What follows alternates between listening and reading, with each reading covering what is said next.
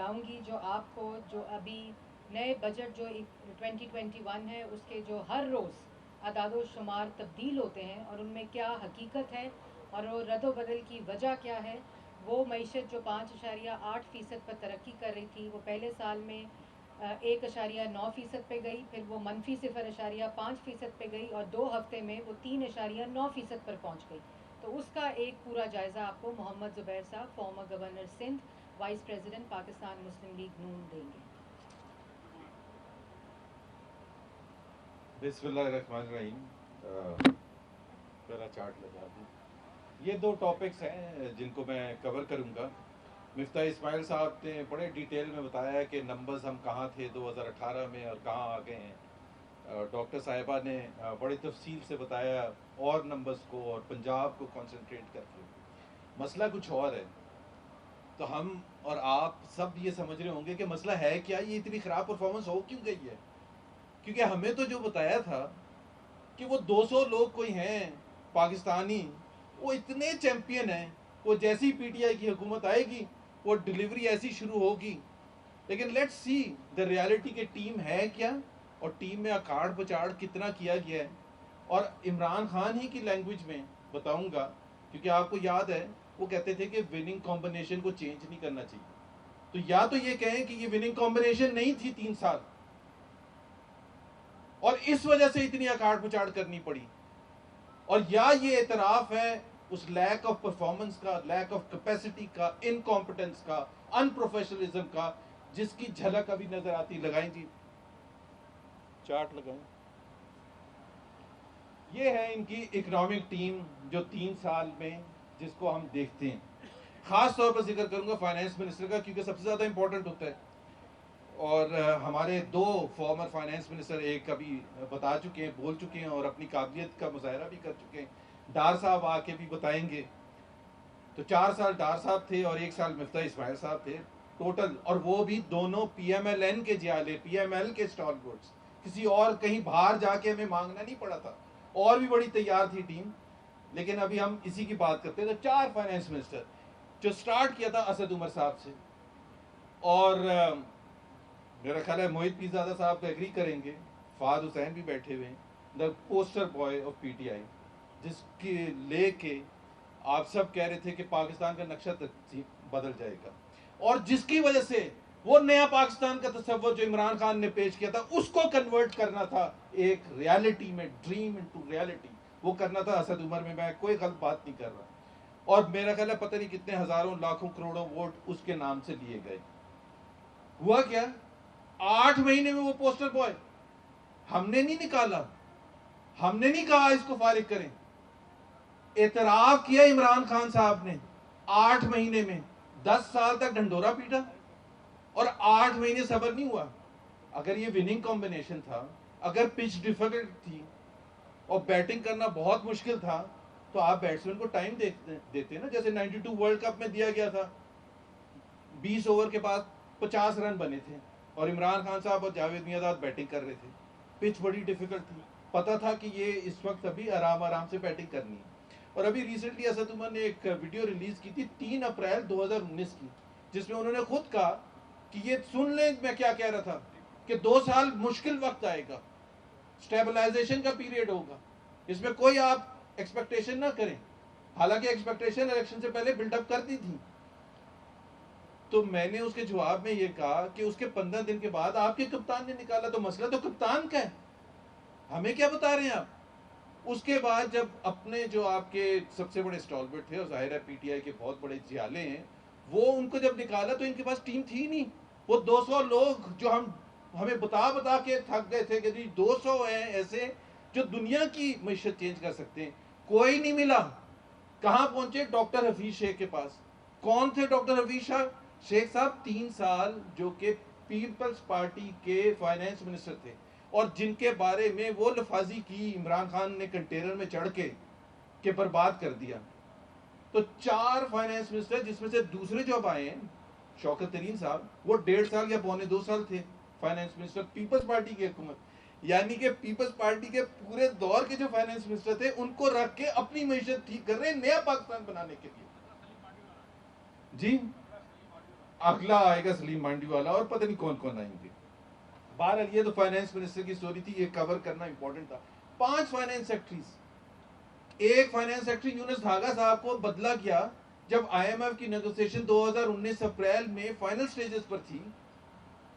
हफीज शेख साहब नए नए आए थे, पहली मीटिंग हो रही थी, कंक्लूजन हो रही थी, और यूनुस धागा साहब ने कोई इतराज किया तो उनको उसी मीटिंग के बाद फारिग कर दिया गया, और इतना नाराज किया गया कि उन्होंने अपनी नौकरी छोड़ दी, जो कि रेयर होता है मेरा ख्याल है इस्लामाबाद में ब्यूरोक्रेट के लिए नौकरी छोड़ना। And one of the finest officers उनको छोड़, 5 फाइनेंस सेक्रेटरी, FBR चेयरमैन। मैं 4000 से 8000 रेवेन्यू लेके जाऊंगा पहले साल, ये हमने नहीं कहा था, इमरान खान साहब ने कहा था। 4000 से 8000 किसके थ्रू? FBR को रिफॉर्म करूंगा, रिफॉर्म्स आएंगे, टेक्नोलॉजी चेंज होगी, जबरदस्त लोग लेके आएंगे। और हुआ क्या कि 5 FBR के chairman in less than 3 years. अभी कोई पूछे कि अगर 5 FBR के चेयरमैन होंगे तो टैक्स कलेक्शन का वही असर होगा जो हमने देखा है कि 3 साल में टोटल टैक्स कलेक्शन तकरीबन 15 या 16% होगी 3 साल में। मोहित पिज़ारा साहब, in spite of high inflation, in spite of high devaluation, the 2 factors that help boost tax revenue collection for no other reason, 15-16%। और मैं ये भी याद दिला दूं कि हमारे जमाने में 20% टैक्स कलेक्शन हर साल इंक्रीज थी, इस वजह से हमने डबल किया था। और उसके अलावा BOI चेयरमैन, इन्वेस्टमेंट नहीं आ रही, 30% इन्वेस्टमेंट FDI डाउन है, पर डाउन इसलिए कि आप 4 चेंज कर चुके हैं। बोर्ड ऑफ इन्वेस्टमेंट के चेयरमैन आपका किसी से दिल ही नहीं भरता, एक को हटाते हैं, फिर दूसरे को लेके आते हैं, फिर तीसरे को लेके आते हैं। और ये जितने लोग हैं, इंटरेस्टिंगली इसमें से एक भी ऐसा नहीं है जो किसी वजह से कि जी मेरी वर्ल्ड बैंक की नौकरी दोबारा शुरू हो रही है या अल्लाह ना करे बीमारी की वजह से वो नौकरी नहीं कर सकता था, निकाले गए हैं टीम से डिससेटिस्फैक्शन। सो अगर टीम से डिससेटिस्फैक्शन इतनी अरूज पर है तो फिर इकोनॉमी कैसे सेटिस्फाई हो सकती है? मतलब एक सिंपल सा क्वेश्चन है। और अगर इकोनॉमी इतनी जबरदस्त चल रही थी तो आप इतनी खाट पिचाड़ करते क्यों? सो मेरा ख्याल है वो perhaps the time has come to change the कप्तान himself, because that is the reality।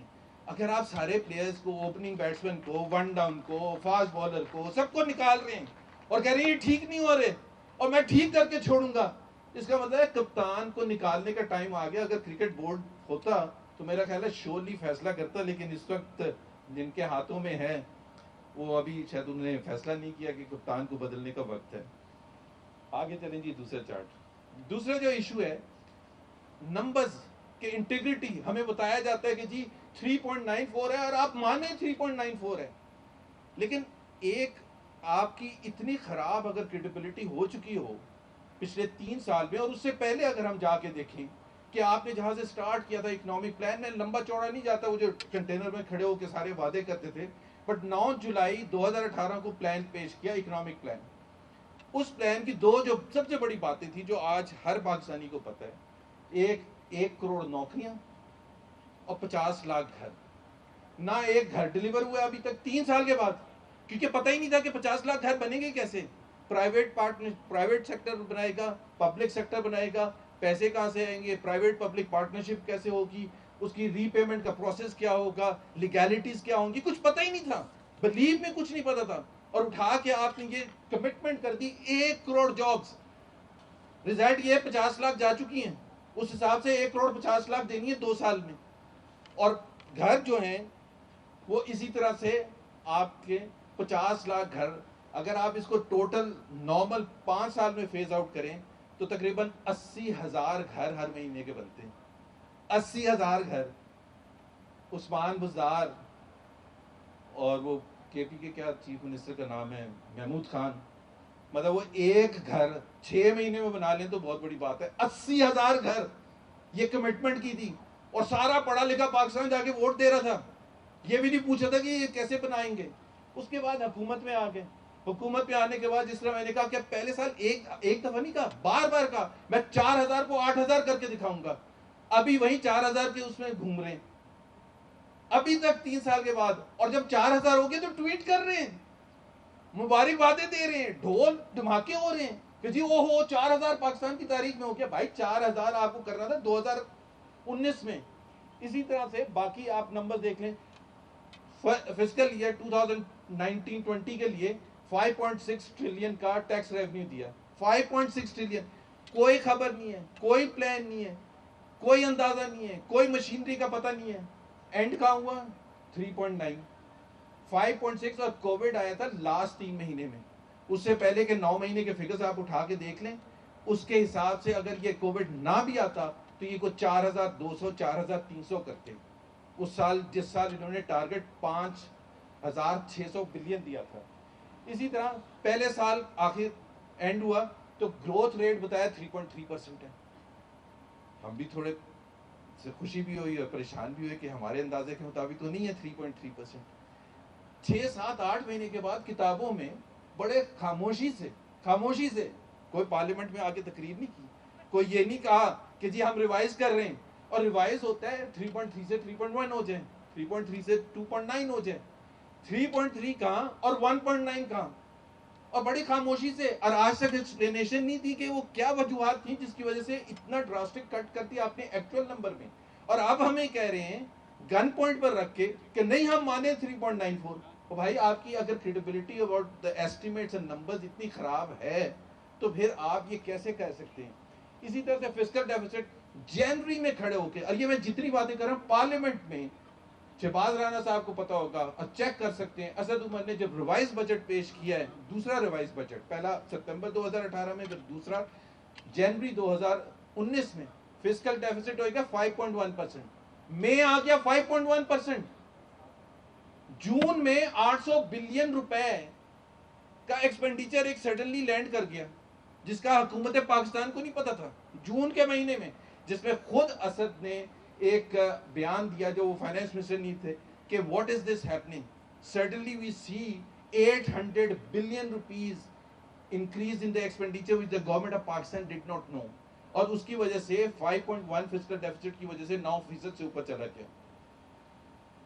इसी तरह से मतलब हम तो खैर I can go on and on and on with the estimates, but the fact of the matter is अगर credibility इतनी खराब है, पास्ट ये पिछले 3 साल और उससे पहले, उसमें तो पाकिस्तान के तमाम मसाइल हल करने थे ना। 90 दिन में करप्शन भी खत्म करनी थी, दहशतगर्दी भी खत्म करनी थी, टैक्स का निज़ाम भी ठीक करना था और सब ठीक करना था। अगर 3 साल के बाद भी आप उधर ही खड़े हैं और 4,000 बिलियन टैक्स कलेक्शन करने पर एक दूसरे को मुबारकबाद देते हैं, this is a serious problem, not just with the team but like I said with the कप्तान।